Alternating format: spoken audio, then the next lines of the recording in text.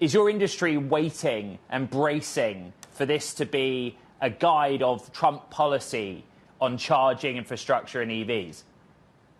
Well, I think that it's clear that Trump has staked out a position here. But what is also clear is that the march towards electrification in this country is inexorable at this point. The total cost of owning an electric car or an electric truck is now lower than gasoline or diesel. And people are making decisions based on that economic factor. So we think that the market will continue to march forward. And perhaps, as Musk said, this is a short-term blip.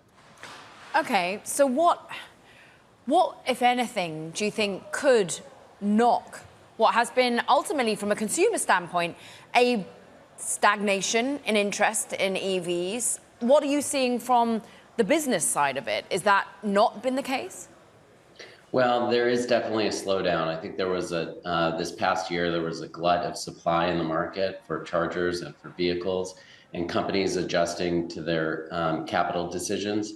What we're beginning to see is thinking coming from some of our major customers like Pepsi and FedEx and UPS and Walmart. They are planning multi-year rollouts now of electric trucks and medium-duty vehicles. And so we're doing the charging stations, planning their long-term plans for their facilities, and they're making investments over a multi-year calendar that is, very different than the political calendar. Terry, the Biden administration gave Elon Musk and Tesla the cold shoulder, but focused on the IRA, which gave benefits to your industry, right? How much do you want to see Trump give some substance about how he'd handle funding and investment into EV infrastructure? Is it something that you kind of think is important to carry forward? Yeah, those infrastructure bills had a major impact on this industry. We have now school buses being deployed with school children being driven to schools this month in electric vehicles, in electric school buses as a result of the Biden infrastructure bill. We have additional investments coming for public charging stations across the US.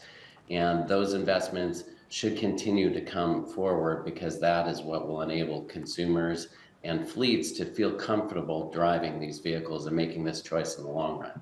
But there's a politicization, Terry, that's unavoidable of oil versus EV. Is there any risk in your mind that it gets unwound?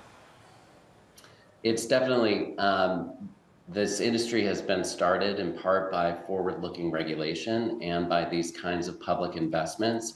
Commercial investments, as I suggest, are very important and are moving forward. The whole thing will continue to go faster if there is investment from the public sector and if these regulations continue. So there is some real risk, for sure.